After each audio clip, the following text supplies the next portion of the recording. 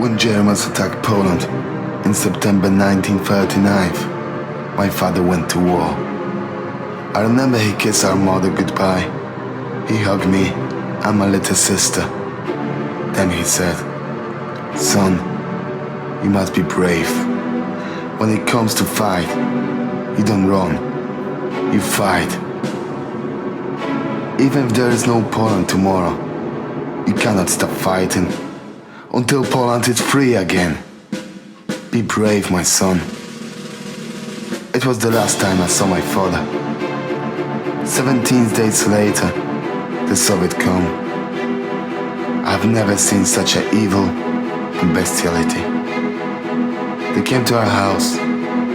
They forced me and my little sister to watch them rape and killed our mother. Then, the Soviets killed my little sister. She was only 9 years old. They left me alive, and they watched me suffer for a while.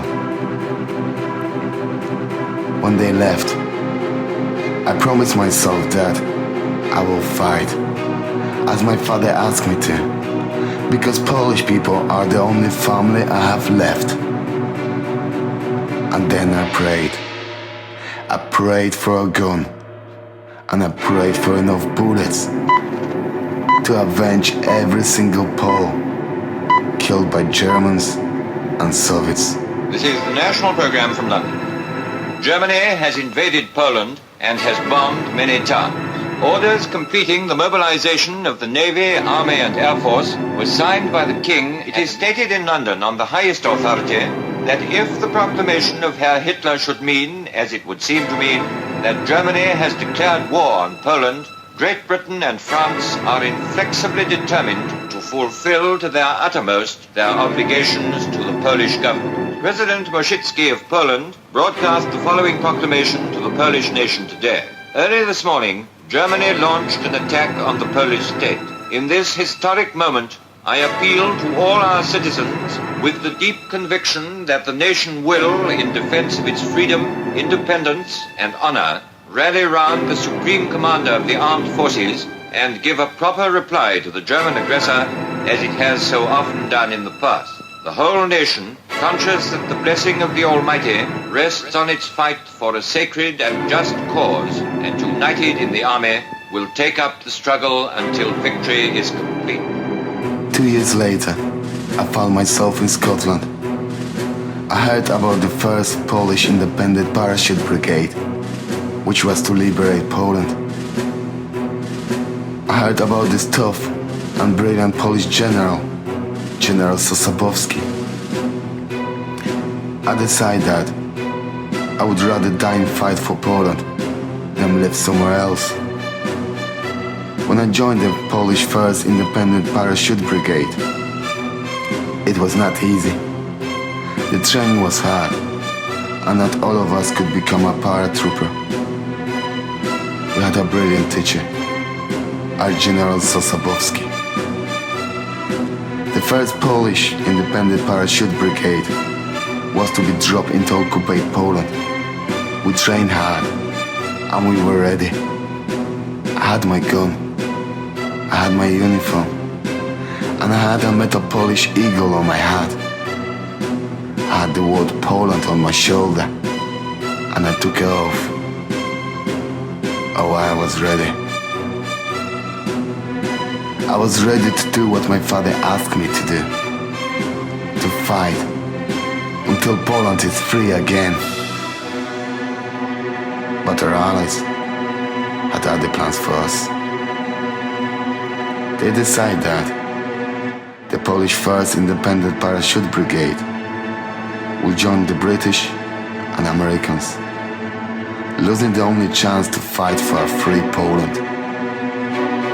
We didn't like it. We trained and we waited to liberate Poland.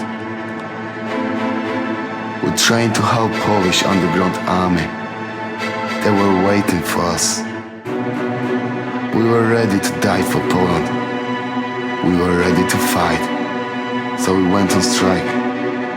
We didn't eat any food for 3 days. We prefer to starve ourselves to death rather than leave Poland for Soviets. But Marshal Montgomery did not care about Poland.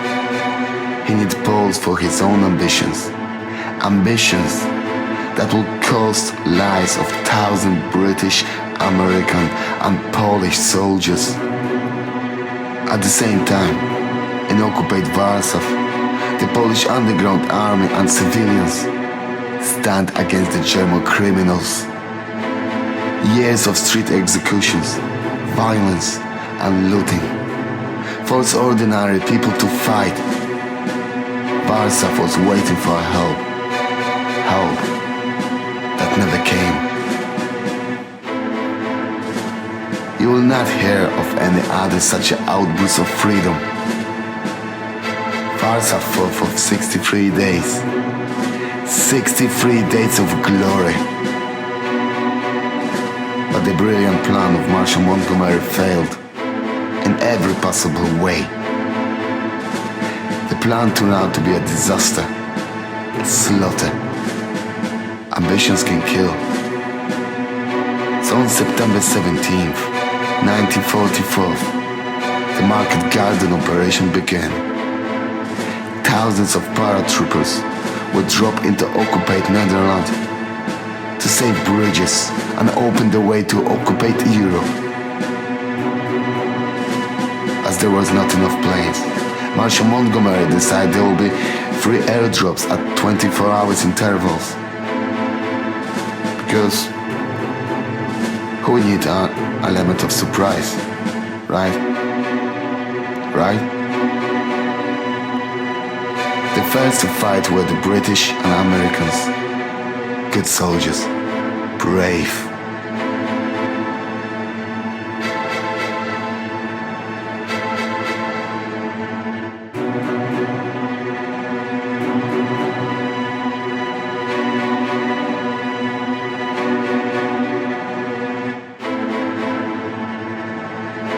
The next day, the Polish armored squadron was dropped together with allies in Arnhem. On September 19th, due to the weather, the drop of entire Polish 1st Independent Parachute Brigade was cancelled. Marshal Montgomery's ambition plan failed again. At the same time, the British, Americans and Polish soldiers fight for their life in the middle of Dutch hell. They wait for us for 48 hours. 48 hours surrounded by Germans, outnumbered. Too many have died. God bless Field Marshal Montgomery.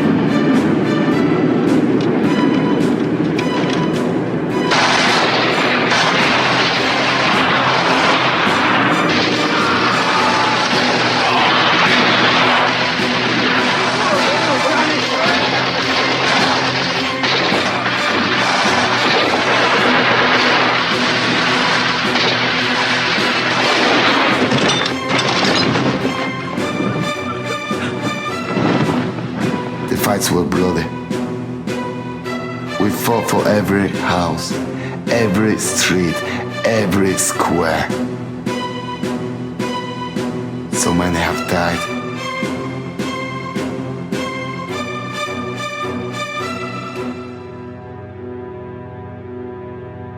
An ambitious Montgomery tried to blame our general for his failure.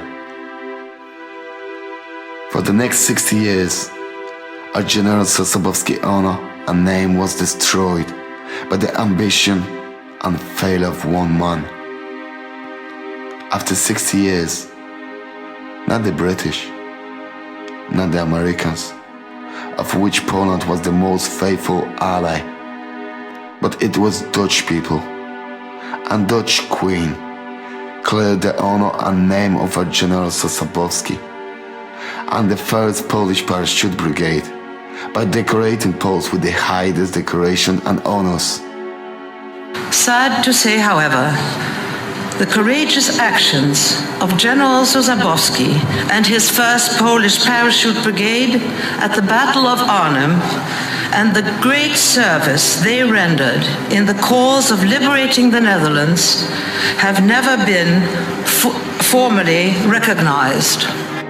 To this day, they are commemorated by their monuments and street names in Dutch cities. They remember them. It was the Dutch people who fought for the truth. Dutch people.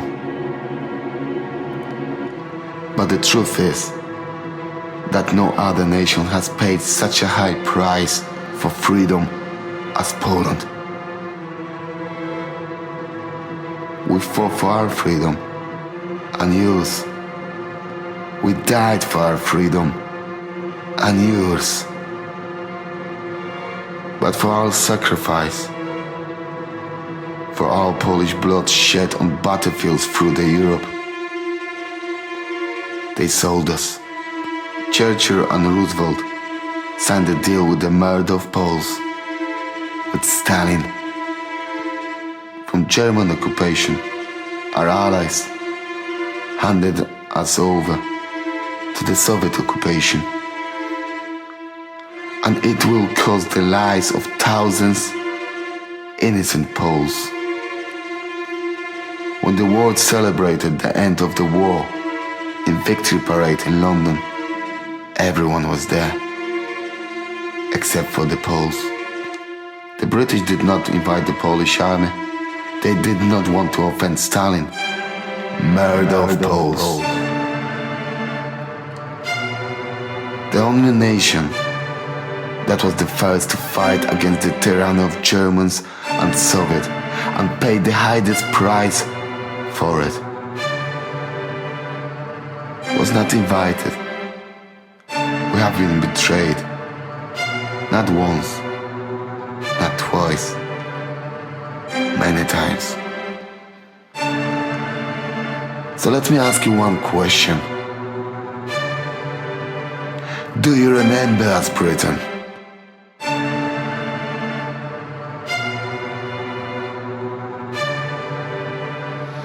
Minority groups are more comfortable in silence.